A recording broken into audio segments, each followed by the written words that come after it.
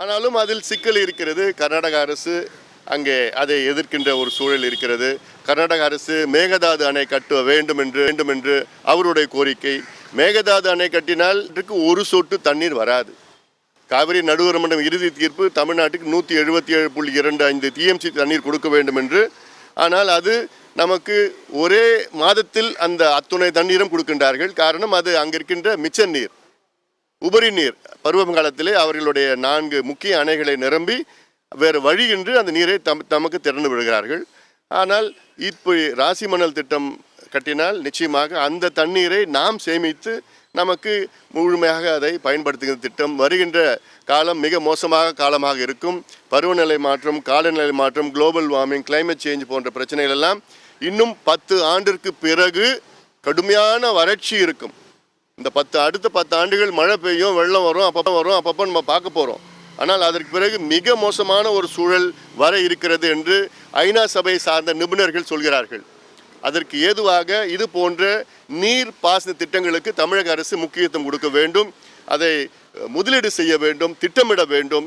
அங்கே கர்நாடக அரசிடம் பேச்சுவார்த்தை நடத்துங்கள், பேசி அதை சுமூகமான முறையிலே அதை தீர்த்து தமிழ்நாட்டின் விவசாயிகளுக்கு மட்டுமல்ல தமிழக மக்களுக்கு பயன்பெறுகின்ற இந்த ராசி மணல் திட்டத்தை தமிழக அரசு முதலமைச்சர் குறிப்பாக கொண்டு வர வேண்டும் என பாட்டாளி மக்கள் கட்சியினுடைய நிலைப்பாடு.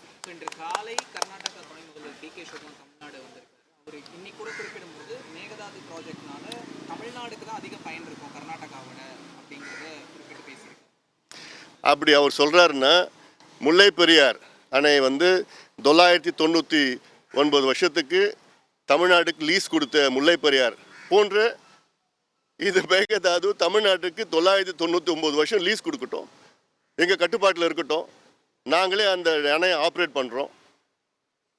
அது ஒத்துப்பாரான்னு கேளுங்க. அது அப்போ நாங்கள் தண்ணி கொடுக்குறோம் கர்நாடகாவுக்கு. அதில் கர்நாடகா கேட்குறது 5 டிஎம்சி தான், நாங்கள் 20 டிஎம்சி கொடுக்குறோம். ஆனால் நாங்கள் ஆப்ரேட் பண்ணணும், நாங்கள் கட்டிக்கிறோம், நாங்கள் அது பாதுகாப்பு கொடுக்குறோம், எங்கள் கட்டுப்பாட்டில் இருக்கோம். தண்ணி நாங்கள் கர்நாடகா கொடுக்குறோம். ஏன்னா கர்நாடக அரசை நம்ப முடியல. உச்சநீதிமன்றம் தீர்ப்பு மதிக்க மாட்டுறாங்க, மத்திய அரசு தீர்ப்பு மதிக்க மாட்டுறாங்க, நீதிமன்றம் தீர்ப்பு நம்ம மதிக்கிறது இல்லை, காவிரி நடுவர் மன்றம் தீர்ப்பு நம்ம மதிக்கிறது கிடையாது. இப்படி மதிக்காத ஒரு அரசிடம் போய் எப்படி நம்ம பேச முடியும்? அவங்க சொல்லுவாங்க இன்னைக்கு, நாளைக்கு நிச்சயமா என்னால் முடியும்னு சொல்ல போறாங்க. அதனால் சமீபத்திலையும் பார்த்துட்டோம். என்ன கேட்டோம்? உச்சநீதிமன்றம் சொல்றாங்க ஒரு வினாடிக்கு 11,500 கன அடி விடுங்கன்னு சொல்றாங்க. அவங்க இல்லை முடியாது, நாங்கள் 8,000 தான் விடுவோம்னு சொல்றாங்க. சொல்லிட்டு மழை பெஞ்சு வெள்ளம் அடுத்த நாளில் 16,000 கன அடி விடுறாங்க. அப்போ அந்த அளவுக்கு ஈகோ வச்சுக்கிற கர்நாடக அரசு. அவங்ககிட்ட பேச்சுவார்த்தை எல்லாம் இல்லை. இந்த ஃபார்முலா நான் சொல்கிற ஃபார்முலா ஒத்துப்பாருனாலும் நீங்கள் போய் கேளுங்க அவர்கிட்ட. ஆனாலும் ராசி மணல் தமிழ்நாட்டை சார்ந்தது. தமிழ்நாட்டுக்கு நம்ம என்ன, நமக்கு கடைமடையில் இருக்கிறோம். கடைமடையில் நமக்கு என்ன வேணால் கட்டிட்டு போகலாம். அதில்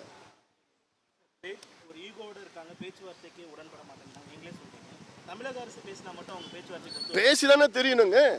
ஏன் இவங்க கூட்டணி தானே, இப்போ திமுக கூட்டணியில் தானே இருக்கிறாங்க. அவங்க பேசட்டும். கேரளாவிலையும் இவங்க கூட்டணியில் தானே இருக்கிறாங்க. அங்கே இன்னைக்கு முல்லை பெரியார் பார்த்தீங்கன்னா, முல்லை பெரியாரும் இன்னைக்கு பார்த்தீங்கன்னா அங்கே இந்த மானிட்டரிங் குழு அவங்க இன்னும் ஒரு ஆண்டுக்குள் முல்லை பெரியார் அணையோடைய அது பாதுகாப்பை கருதி அதை ஆய்வு செய்யணும் அப்படின்னு சொல்லி இன்னைக்கு ஒரு தீர்மானம் போட்டிருக்காங்க. இது உச்சநீதிமன்ற தீர்மானத்துக்கு எதிரானது. நமக்கு அந்த பேபி அணையிலேருந்து ஒரு 15 மரங்களை அகற்றி அதை பலப்படுத்த அதிகாரத்தை கொடுக்க மாட்டாங்க கேரளாவில். கேரளாவுக்கும் தண்ணிக்கும் அவங்களுக்கு தேவையே கிடையாது. முதல்ல கேரளாவில் 3,300 மில்லிமீட்டர் ஆண்டுதோறும் மழை இருக்குது. அதில் கிட்டத்தட்ட 2,000 மில்லிமீட்டர் மழை கடலில் தான் போயிட்டுருக்கு.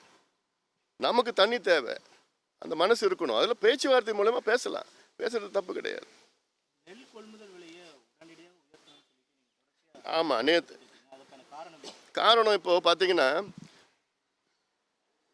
நாங்கள் கேட்குறது பாட்டாளி மக்கள் கோரிக்கை 3,500 ரூபாய் ஒரு குவிண்டால் நெல்லுக்கு கொடுக்கணும்னு. இப்போ குறைஞ்சது, இப்போ மத்திய அரசு 2,320 ரூபா கொடுக்குறாங்க.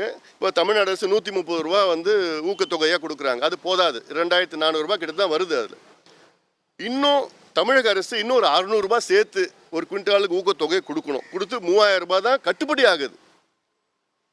ஏன் கட்டுப்படி ஆகுதுன்னா இப்போ இருக்கிற பிரச்சனைகளுக்கு முதல்ல தண்ணி கிடையாது. இப்போ இந்த ஆண்டு பார்த்தீங்கன்னா நீங்கள் குறுவை போயிடுச்சு. குறுவையில் கிட்டத்தட்ட ஒரு 4.5 லட்சம் ஏக்கர் 5 லட்சம் ஏக்கரில் 2 லட்சம் ஏக்கர் கருகிடுச்சு.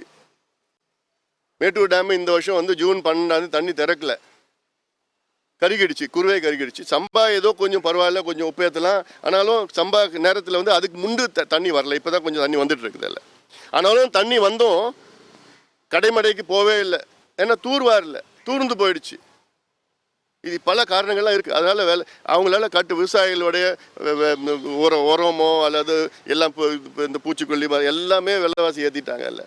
அதனால் இது வந்து நிச்சயமாக இது கடந்த பல காலமாக கோரிக்கை வச்சுருக்கிறோம். அது தமிழக அரசு உடைய கோரிக்கை. மத்திய அரசு மட்டும் இல்லை, மத்திய அரசு இதுக்கு மேலே ஒன்றும் பண்ண போகிறது கிடையாது. அவங்க வந்து ஆண்டுதோறும் 50 ரூபா, எம்எஸ்பியில் 50 ரூபா, அப்புறம் 60 ரூபா, 62 ரூபா, 67 ரூபான்னு அப்படின்னு இதை பிச்சை போடுவாங்க அதெல்லாம். ஆனால் இப்போ மாநில அரசு நீங்கள் பண்ணுங்க, விவசாயிகள் மேலே அக்கறை இருக்குதுன்னா நீங்கள் இன்னொரு 600 ரூபா கொடுங்க, ஒரு குவிண்டாலுக்கு ஊக்கத்தொகையாக கொடுத்துட்டு இந்த வருஷம் பண்ணுங்க. நீங்கள் 3000 ரூபாய்க்கு பண்ணிங்கன்னா விவசாயிகள் மகிழ்ச்சியாக இருப்பாங்க. ஏன்னா விவசாயிகள் ஒரு பக்கம் வெள்ளம் வருது, ஒரு பக்கம் வறட்சி வருது, மாறி மாறி மாறி எவ்வளோதான் தாங்குவாங்க விவசாயிகள். சரிங்க, நன்றி நன்றி. சரி பார்த்துங்க, நம்ம பேசலாம் அப்புறமா.